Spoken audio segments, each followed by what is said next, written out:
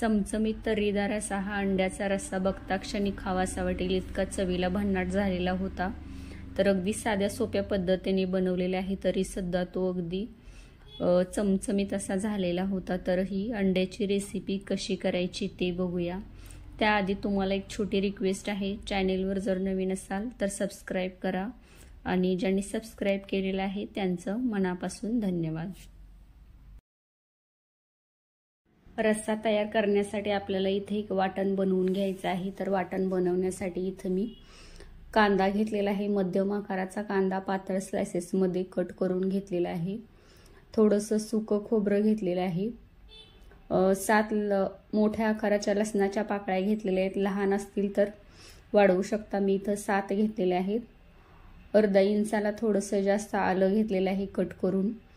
5 ते 6 कढीपत्त्याची पानं आणि कोथिंबीर घेतलेली आहे। कोथिंबीर याच्यातली थोडीशी मी ठेवणार आहे आणि वाटणामध्ये थोडीशी वापरायची आहे।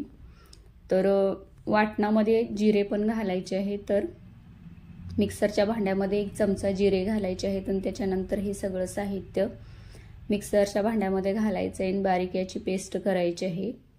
तर मी इथं पेस्ट करून घेतलेलं आहे। पेस्ट करताना थोडंसं पाणी मी इथं वापरलेलं होतं। तर अंडी सुद्धा उकडून घेतलेली आहेत। तर गॅसवरती कढई ठेवलेली आहे। कढईतलं तेल चांगलं गरम झालं की याच्यामध्ये वाटण घालायचं आहे। तेल खूप जास्तही गरम करायचं नाही। तर मी 1.5 पळ्या तेल इथं वापरलेलं आहे। तर तेल हलकं असं गरम झाल्यानंतर याच्यामध्ये मसाला घालायचा आहे।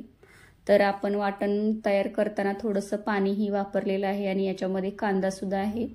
तर वाटण केल्यानंतर कांद्याचं पाणी होतं म्हणून खूप जास्त तेल गरम करायचं नाही। तेल जर खूप जास्त गरम केलं तर अंगावर फोडणीचे छाटे उडू शकतात। तर तेल खूप जास्त गरम झालं असेल तर तुम्ही थोडा वेळ गॅस बंदही करू शकता। हे वाटण आहे ते या तेलामध्ये व्यवस्थित सगळीकडून असं मिक्स करून घ्यायचं आहे। तर 10 ते 15 सेकंदासाठी मी गॅसची आज आता मोठी केलेली आहे। मोठ्या आचेवरती 10-15 सेकंद हा मसाला आहे तो असा मिक्स करून घेणार आहे। 10 ते 15 सेकंद मोठ्या आचेवरती हे मिक्स करून घेतल्यानंतर आता गॅसची आच मध्यम केलेली आहे आणि गॅसची आच मध्यम करून आता या मसाल्यामध्ये चवीपुरतं मीठ घातलेलं आहे। मी इथं मोठ्या मिठाचा वापर केलेला आहे आणि भाजीसाठी लागणारं सगळं मीठ या फोडणीमध्ये घातलेलं आहे। तर या फोडणीत मीठ घातल्यामुळे मसाला आहे तोही पटकन भाजला जातो। तर मध्यम आचेवरती हा मसाला आहे तो अगदी एकजीव होईपर्यंत भाजून घ्यायचा आहे। तर इथे आपण कच्चा कांदा घातलेला असल्यामुळे मसाला आहे तो पूर्णतः एकजीव होईपर्यंत भाजून घ्यायचा आहे। तर तुम्ही बघू शकता मसाल्याला थोड्या वेळातच असं तेल सुटायला लागलेलं आहे। तर आणखी थोडा वेळ हा मसाला असाच परतून घ्यायचा आहे। तर आणखी थोडा वेळ मी असंच परतून घेणार आहे। थोडा वेळ हा मसाला मी परतून घेतलेला आहे आणि हा कढईला लागलेला मसाला सुद्धा अशा प्रकारे काढून घ्यायचा आहे। तर मसाला पूर्णतः भाजून झालेला आहे। तर तुम्ही बघू शकता मसाल्याला अगदी छानपैकी असं तेल सुटलेलं आहे। तर मसाला साईडला असा सारून ठेवायचा आहे आणि मध्यभागी जे तेल गोळा होतं त्याच्यामध्ये 1 चमचा बेसनाचं पीठ घातलेलं आहे आणि हे बेसनाचं पीठ आहे ते अगदी खमंग असं भाजून घ्यायचं आहे। तर बेसनाचं पीठ व्यवस्थित असं भाजून झाल्यानंतर याच्यामध्ये आता 1 चमचा लाल काश्मीरी मिरची पावडर टाकायची आहे। तर लाल काश्मीरी मिरची पावडर टाकल्यामुळे भाजीला खूप छान तर्री येते आणि लालसर असा तर्रीदार रस्सा होतो। तर लाल काश्मीरी मिरची पावडर टाकल्यानंतर अर्धा चमचा गरम मसाला घातलेला आहे। तर गरम मसाला हे थोडासा फोडणीमध्ये मिक्स करून घ्यायचा आहे। त्याच्यानंतर 1 चमचा कांदा लसूण मसाला घातलेला आहे। कांदा लसूण मसाला घातल्यानंतर तोही या मसाल्यामध्ये व्यवस्थित मिक्स करून घ्यायचा आहे। तोपर्यंत मी गॅस बंद केलेला आहे, कारण मसाले खूप जास्त भाजू शकतात किंवा खूप जास्त भाजल्यामुळे करपट वास येऊ शकतो, म्हणून थोड्या वेळासाठी गॅस बंद केलेला आहे। गॅस बंद करून थोडा वेळ हा मसाला मी असाच मिक्स करून घेतलेला आहे। तर परत मी गॅस चालू केलेला आहे। त्याच्यानंतर या फोडणीमध्ये आता 1.5 ग्लास गरम पाणी घातलेलं आहे। तर तुम्हाला रस्सा जितका हवा आहे तितकं पाणी घालू शकता, खूप जास्तही पाणी घालायचं नाही। पाणी जर जास्त वाढवायचं असेल किंवा रस्सा जास्त हवा असेल तर तुम्ही मसाल्याचं देखील प्रमाण वाढवून घ्यायचं आहे। तर हे थोडा वेळ हे असंच मिक्स करून मी घेतलेलं आहे। त्याच्यानंतर या रश्श्याला चांगली उकळी काढून घ्यायची आहे।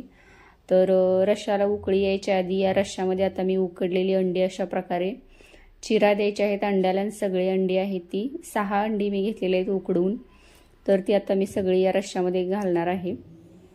तर रश्श्याला एक चांगली उकळी येऊ द्यायची आहे. परत गॅसची आच मध्यम ठेवायची आहे. मध्यम आचेवरती हा रस्सा चांगला उकळवून घ्यायचा आहे.